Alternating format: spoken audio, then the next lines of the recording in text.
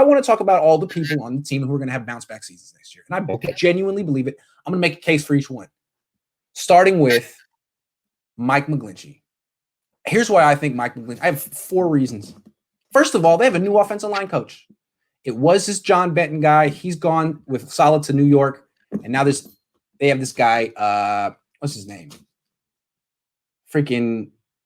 I forget his name. He was the guy in Miami that got in trouble, but he's really good, and the Niners like him. And Chris Forrester, he's actually good. He was making $1 million a year in Miami before he got himself in trouble, which is, you can look that up. But anyway, not a lot of position coaches get $1 million a year. He's held in high regard. So new offensive line coach, too. New right guard. If it's Aaron Banks, that's a good thing. And in Mike McGlinchey's defense, he's been playing next to Stiffs his whole time. And that doesn't make his job easier when you're playing next to Stiff. So new running mate to his left. And then new center, Alex Mack, which is important because that's now the leader of the offensive line. Staley left.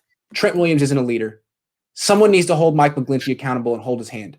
Hey, Mike, we're going to watch film now. We're going to lift weights now. And that'll be Alex Mack. So that's 3 things. And then 4, I think the OTAs and minicamp are huge.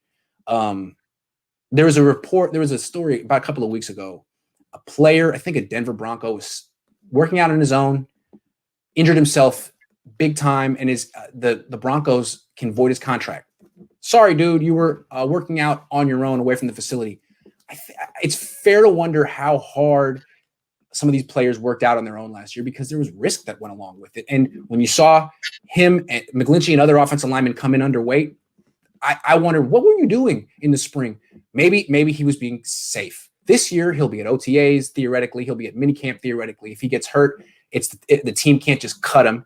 So he should be the right size, the right weight, in shape. And that's 4 reasons why he should be better than last year. I have a 5th reason. Okay. I think he's going to very much want to please you. I think so, too.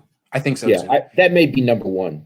What's going to happen is they're going to open up the locker room soon, and I'm going to be in there. I think what's going to happen is Mike's going to see me. He says, Grant, thank you so much.